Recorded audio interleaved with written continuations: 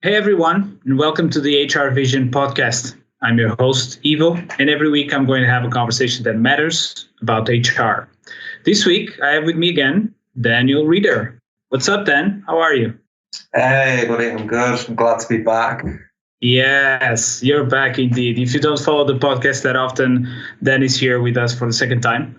We liked him so much the first time around. That's why he's here again. That's basically what it is.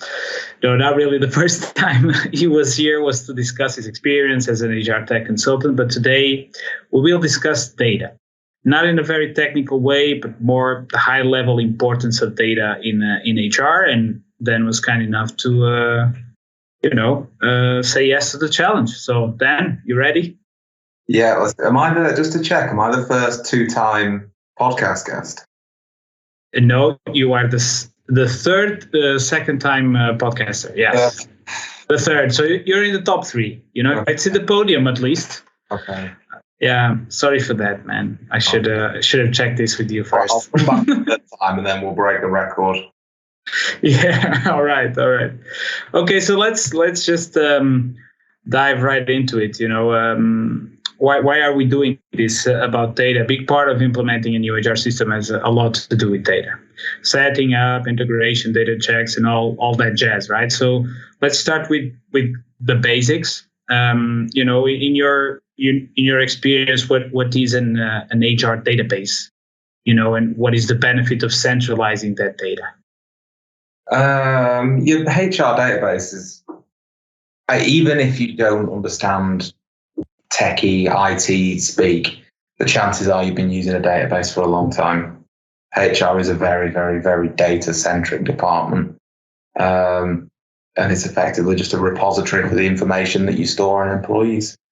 The term centralization and centralizing has been thrown around a lot in the last few years. And effectively, Microsoft have got the Dataverse now, formerly known as CDS, which is a way of centralizing information. And what that basically is, in a nutshell, is using one data source for all your information, regardless of what operating system you're using, whether it's HR data or finance data or procurement data or building and legislation data. It all goes into the same pot, so you can have one piece of or one data set that you can report on and you can extract data from. Benefits wise, you've got the main one of centralization being your improved data integrity. As I mentioned, then it's sort of a single source of truth. Yeah. You don't really have to worry about pulling bits of data from random databases around the system, collating it using all sorts of weird and wonderful Excel formulas, and then passing that around the business. You've got one source of information that you can report from. It minimizes all your data duplication as well. If the business has the confidence that the information is being stored in a single location, it doesn't need to be duplicated and input anywhere else. So it reduces a lot of the potential risks involved with data inconsistencies due to personal errors. Big one, even though it's quite a big expense initially, there is a massive reducing cost in the long term through using things like the Dataverse. Centralizing your data does allow you to have one single database. So you can cut down on a lot of third-party applications if you need to do. You can also cut down on storing information in external places or external systems if they're not required anymore. And I think personally the big one for the Dataverse is that you've got centralized reporting. So you've got one reporting tool across the entire organization. So you don't need to have one person in the organization that knows how to extract reports on the payroll software and another person that knows how to extract reports on the HR software. Everybody can use Power BI. Everybody can use the standard set of tools. Obviously, with security involved to hide information that you shouldn't have access to, but it's one way of teaching everybody how to extract data. And really makes everybody's life a lot easier for supporting that as well. So that's really, those are the big four benefits as far as I'm concerned, if you want to think about centralizing your data. Okay, that's interesting. Is there a benefit also, like the quick access that data has compared to when you store it locally? There's a big difference with Dataverse because, yeah, from what I understand, everything is in the same place, so everything is easily accessible. But that's quick too. Oh yeah. Yeah. So using things like OData or sort of bring your own database exports. Yeah, the data you're accessing up-to-date information, and it can be pulled out immediately. Okay, that's cool. I have like a kind of a simple question, but what is the difference between general HR data and HR analytics data? My assumption is that, of course, I'm not from HR, so full disclosure, but from my understanding, HR data is, it's related to all the data that you have from your employees in your organization. HR analytics is what you do with that data after treating that data. So you get analysis and reports regarding the data relating to, performance management, those kind of things. Am I correct in this assumption?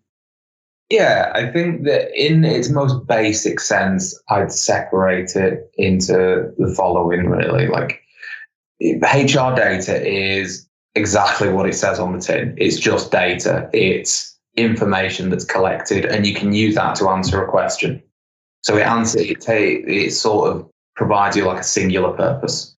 So you can use that data to ask the database a question and say, how many employees do I have? Or how many employees live in Manchester?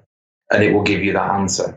Okay. Analytics, to me, allows you to delve into the data and look at things like patterns and correlations and that sort of thing. So you can use the data in an analytical sense to look at, for example, you might want to delve into the reason codes when people hand the notice in based on location. And then you can find a pattern of, okay, people within our Paris branch are leaving due to salary being too low. And then you can start looking at uplifting your salary in that particular location, or looking at competitor wages and working on that. So it reveals a pattern in the information, something that you really only get when you're thinking about it analytically. If you're going to keep asking it the same questions time after time, or asking it singular questions, you're really not getting the benefit of the Dataverse. That's okay. And so to think about the possibilities rather than what you currently report on. That's the main win. Okay, all right. I think you already gave kind of the answer of my follow-up question, which is what is the importance of data in HR system? And I think a lot of that is like you can take a lot of decisions just looking and analyzing through that data. So for you, is that any other important factors for of data in HR systems? Well, as I said, I think one of the things I talked about last time I was on as well was sort of the history of HR, and it is, as I said just before, like a really, really data-heavy department, because that's what it is. Historically, it is literally just storing employee information in a very much like a cost center sort of scenario. You're literally taking information that the employees give you, you're storing it in a database, and you are reporting on that information. Yeah. If you're reporting on that data, you are literally, like I just said, pulling out how many employees you've got, how many employees by cost center. Okay. If you've got good data in your system, cleanse the data. When you go live, when we do the data migration, if you put the effort in at that starting point, you can look into having really brilliant data where you can look geographically at your data. You can look at patterns in the information on employee metrics, how long people are staying with the business, what age range you've got, really weird things like how many employees can speak French and know how to fix a car. Yeah. Good data goes a long way. I think one example I always got given years ago was there's a supermarket chain in the UK called Tesco, and using their sort of like club card information, when you you scan your card, they can predict when a couple are going to get divorced 6 months before they get divorced. Or when they're going to have babies or something. Also, right. It's based on buying patterns. And that's the kind of data set. If you really want to think about what is and isn't good data, that's good data, because you cannot get more accurate, because it is literally just like you're taking it from transactions and you're looking at the analytics and the patterns in the information and the buying. So yeah, going back to HR, data is at the core of it, but I think when you're looking at moving from a cost center to a profit center, so when you're looking outwards to the business and what benefits HR can give the business, yes, your data is really the core of that, because that's the main tool HR have.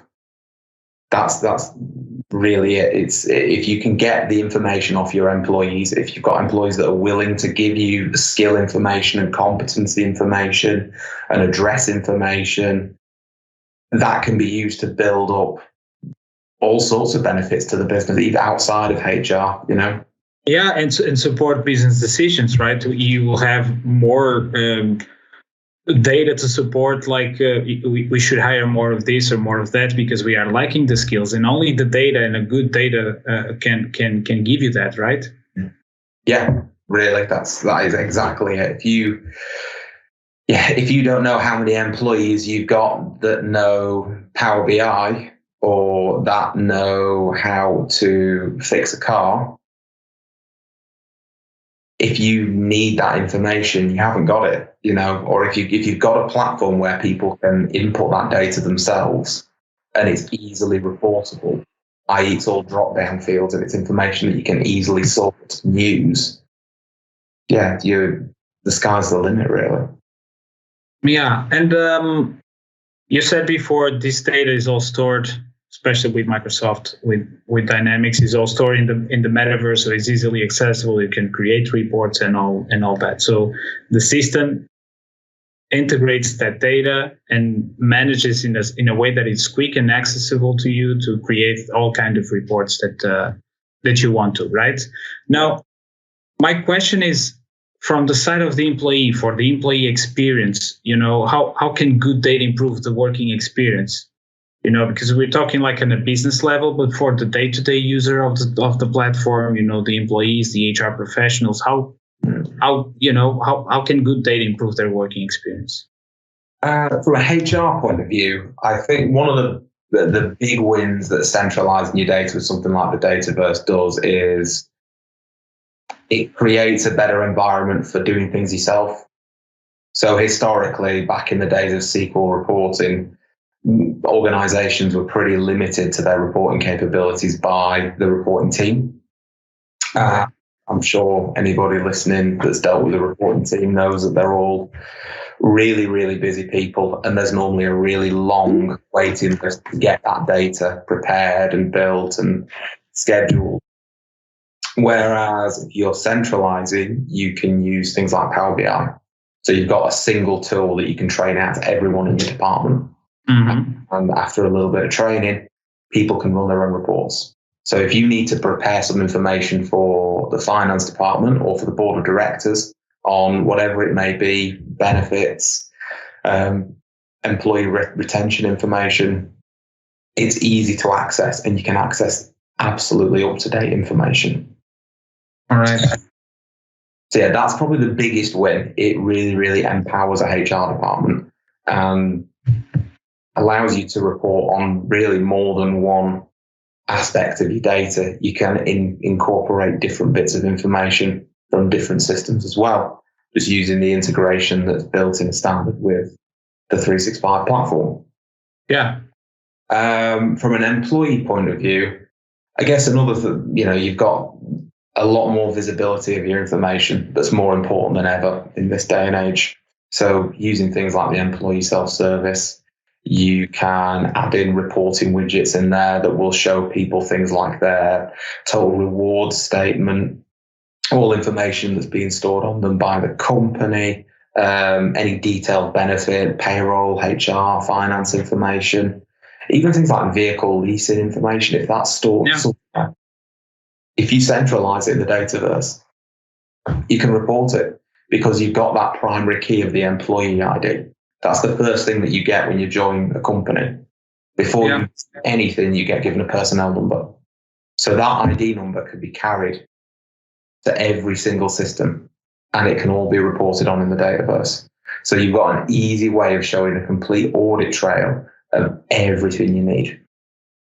The other big thing, from a more sort of process-related benefit, you can use the information that's within, your HR database, for example, like your positional hierarchy information. You can pass that through to other departments, and it can be used for things like approval limits on purchase orders and sales orders. Mm-hmm. You can utilize the data that's within HR to actually take the positional hierarchy and use that as a workflow hierarchy in other systems. So you don't need to create individual sort of workflow and hierarchies within other systems, because you can just use the data that you've already got. If HR knows that employee A reports to line manager A, why shouldn't that be passed through to all the other systems as well? Yeah. Because you only update it in one place then. If something changes and line manager A leaves the business and line manager B comes in, that change can be integrated to all your other systems. So you don't have to make 10 changes. Yeah. That's a good data. You're not duplicating the information either. That's absolutely, important indeed. And I was thinking about things like simple things like leave-in absence, time registration, that it's in a click of a button that you can access all the information about your own personal profile, what you've been doing with the company, your latest performance management reports, those kind of things. They can all be integrated with the system, and the data is there to show at the click of a button, right? Yeah, it's all in the box. So you've got everything in one place. You can even link in external features through things like Power Apps or external links to different websites. The data's all on surface level for the employees. Okay, all right. Let's try to give people listening, how do you go about when you start a project? How do you handle data integrations in HR systems? I know sometimes this can be, depending on the company and the complexity of legal entities and how many cost centers you have and everything, it can be very complex and it can be time consuming as well. But overall, let's give a picture of how do we handle data integrations within an HR system. In its simplest form, I think the first thing we always need to ascertain is what sort of integration we're going to design. Is it going to be something that's a one-way street? So we're going to send information from the HR database to another platform. So, for example, if obviously we're talking before the merge next year, but as it stands now, if you've got D365 for HR and you've got finance and operations, you really want to set up an integration between the two. So normally we need to ascertain whether that's going to be a two-way street. Is there any requirement for information to come back from finance and operations, or are we just sending information straight through to F&O as and when it happens? The next step that we need to have a think about would be whether or not it's going to be trigger-based or interval-based. So for the trigger-based integrations, it's when something happens. So when a certain field's updated on a record, that triggers the integration, which can be a little bit more complicated to make than an interval-based integration, which will happen at set intervals, whether that's once a day or twice a day or every hour, depends on the requirements really from the client. Normally it's an overnight routine that will take everything in a specific database and extract it. Now, depending on, I don't really want to get into the technical side too much, but really at that point, it's a decision as to whether we use the standard integration technology that's available in Power Apps. So for things like 365 HR to finance and ops, we could use the standard integration technology that's there. if we're integrating to a third-party app, we'd have to look at doing a database export to a custom-built integration platform. But we'd have to do that based on requirements and what fields want to be pulled out. But we can use the information in the Dataverse to automatically push that data through if it's required. Okay. Imagine that the customer, when is it, just a curious question, what is the simplest version? When a customer doesn't have any system, only uses Excel files, so you take those Excel files, you just upload it into the platform. When is the easiest? Or when they have other system, actually, that a custom integration is so easy to use, for example? I don't know. That's why I'm asking. Oh, so if you're talking from day one, how we add the data, actually building the HR database. Yeah. It depends. I think there's no right or wrong answer with that one. Okay. It really depends on how well the data's been maintained throughout its lifespan. You can get instances where people have been using Excel for the entirety of their tenure as a HR professional at a business, and they've been maintaining the data really, really well. Okay. You can also get people that have been maintaining the Excel data really, really badly, and you can get the same with larger systems as well. Some of the common issues that we've had over the years are, I think the most common one, the difficulty actually extracting the data from existing platforms. Okay. Normally the easiest thing to do if you're going to export your data, and if we're doing a project with you, we'll speak to your existing partner and we'll look at getting that data extracted into a certain Excel format, and then we can import it into the system. So rather than integrating it automatically, we'll go through and cleanse the data, because 9 out of 10 times the data just needs to be checked, and spending that little bit of time looking through your data and looking through some possible improvements to the data can make your life a lot easier down the road. Okay. Yeah, that would be my next, my follow-up question to that, which is, in a lot of projects, customers come in without really a clear understanding that you need to do some kind of work with the data that you have before you upload it into the system, right? So my question is, how can customers optimize their data and, sort of a kind of a suggestion, like, don't wait until the last moment to put your data in order before you start adopting a new system. So my question, how do you take on data preparation, cleansing during implementations for customers? Oh, million dollar question. And I don't think there's no easy way to do it. In an ideal world, everybody would have a month of the year where they just spend the time cleansing their data and keeping things up to date. Unfortunately, life always gets in the way with these kinds of things. Yeah. I think a lot of times you don't realize there's a problem with your data. Until you try and put it into another system, you might not realize that there's anything wrong with your data. And I think that's the common misconception that we have when we start projects, is that people will come into a project and think our data's fine, there's no problem with our data. And then it gets sort of put on the back burner. Can you give a small example of that? What can it be, like a problem with the data that people don't usually see?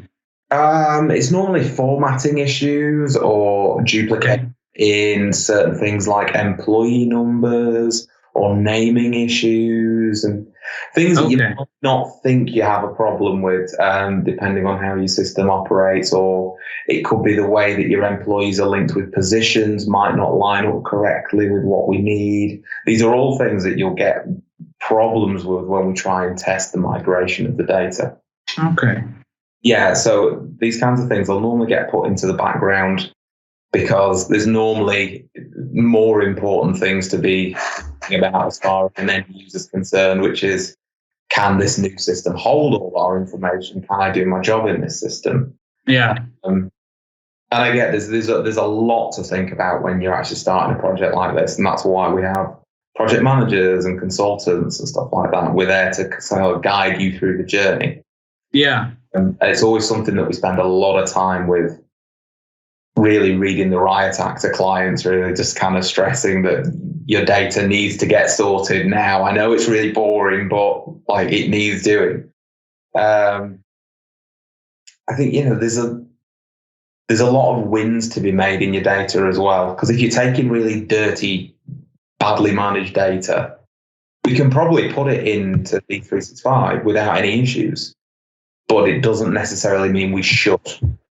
So you only get one chance to kind of make a good first impression in the system. Okay. But like, put it in your personnel data is the first thing you do, and everything gets built off the back of that. So your employees get put in, your start dates get put in, who they report to. And on the back of all of that, then we can do your leave and absence, your benefits, compensation. All that uses your employee start date. So if things like your employee start dates aren't correct, or your seniority dates or anything like that, it's going to knock everything out. Yeah, because there's dependencies in there. Yeah, there's a lot of dependencies. Really, like, your data is the foundation, and a lot of the functionality feeds from that foundation. So bad data sort of creates bad processes to account for the bad data, and then that can lead to like complex developments, and obviously there's a cost involved in all of that, and it does cause a loss to system integrity as well. You shouldn't be making processes to account for bad data. That's the main thing to take away from this. And it's something we've seen hundreds of times, not necessarily with our clients, but when you come in and a client's been using a legacy system, it's normally something bespoke that's been built for them. These things normally have certain quirks and random bits of data that are being stored for some reason. And it's not a bad thing to ask the question why you store that information. If it is something relevant to the organization, do you need to store it? So if you're storing something absurd like hair color, for example, okay. Yeah, just weird and wonderful things like that they may have had a field for. Do we need to bring that through to the new system? Is it still required? Okay. I've never encountered anywhere that stores hair color. Sure. Yeah, okay. Can't report on how many ginger people work for you or anything weird like that. It's, but yeah, I think a good example is like certain data types. So if you've got fields for sort of geographical information is always a good one. So for example, you might see Manchester as a location. I'm also biased because that's where I'm from. You might see Manchester on one person's record, and another person's record, the location will be MCR, which is an abbreviation. And then you might see MANC, which is a different abbreviation. So all of those, you're losing a load of reporting information right off the bat, because you immediately have to then do the aftermath work of cleaning this data up after the fact. Yeah. If you clean it up before it goes in, you never have to think about it again. And if you speak to a reporting analyst within HR, I can guarantee you they'll normally say, reporting's easy. The 2 hours I spend after I've created the report running all sorts of Excel add-ins and formulas to try and tidy up the data is the bit that I hate. If you can sort that out in one fell swoop, you're fine. Following go live, the new data that's input into the system, we can account for all that. We can build processes. We can put things in the system where people have to specify the information. We can create drop-down lists instead of text-based fields. So we can make sure data integrity is a big thing post-go live. Pre-go live, cleansing your data, that's the trick, really. Yeah. Yeah, I think what you said there before about foundation is indeed, I think, the best, analogy that you can have is like building a house. It takes a lot of time. The foundation is one of the the parts that takes a lot of time because it needs to be right, so the house then can be built on it. So I think people need to understand that data is very important. You better do it first time right, because then you will have a way better usage of the system. Everything will work perfectly. And I've seen a lot of what you said in like email lists or stuff like that, like leads on CRM or stuff. Because indeed, the example you said it's super useful. Like the city that you describe as Men or Manchester, or those kind of things are so common mistakes that or even if sometimes you don't refer to them as mistakes because you don't really see it at the time. But when you have a system that is depending on that data to work properly, you need to fix it from the start. Definitely. Yeah. It's again, it's as we've said, like it's not something that is necessarily a problem, and it's not something you'll see as a problem going in. But until you extract every piece of information in the system and everything's laid bare to see by everyone, that's when it becomes a problem. And it's like you say with CRM, lead information in CRM is just ridiculous because, sales guys will only put an abbreviation of the customer name. Yeah. And when it gets through to actually creating an account, you've won this business from someone, and then the first thing you're doing is contacting them asking for the correct address information. So it already sets you up on a bad foot with your client because you had bad data in the first place. Yeah. So stuff like that, it is really, really important in a relationship as well. Yeah. And then when you build a campaign and you need to create a report, then you need to source, all these types of different data and figure out, and then cleansing again. And, oh my God, we have so many different guys from Manchester with different abbreviations or whatever. And it's a mess. It becomes a mess. It is. And it's something people dread doing as well. So business will avoid doing certain things because they know it's going to be a lot of hassle. They'll avoid reporting on certain things. They'll avoid putting certain financial dimensions on people because they've never cleansed the financial dimensions and sorted them.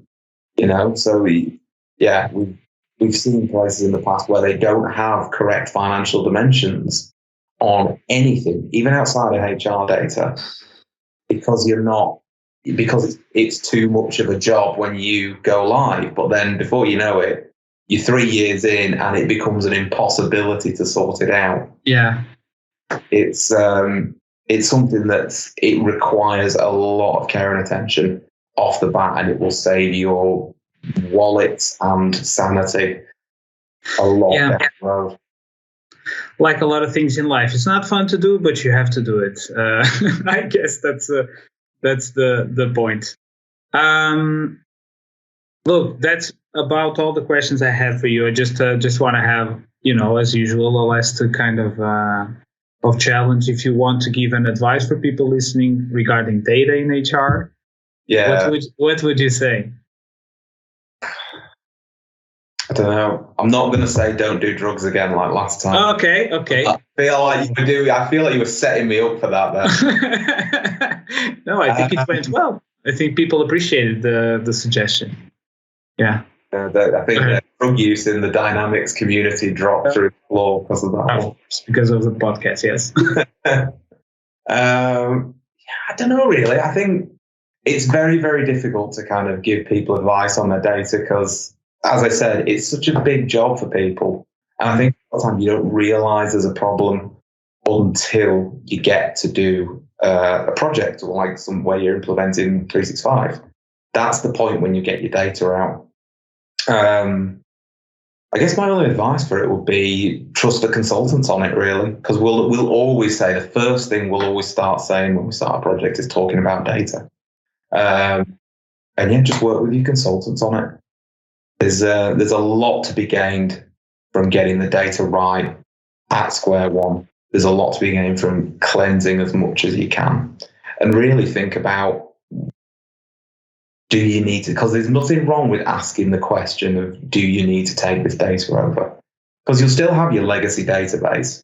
That can still be imported into, the Dataverse. You can still report on that legacy information. It's going to be lost, but is all that information on an employee record still valid to the organization?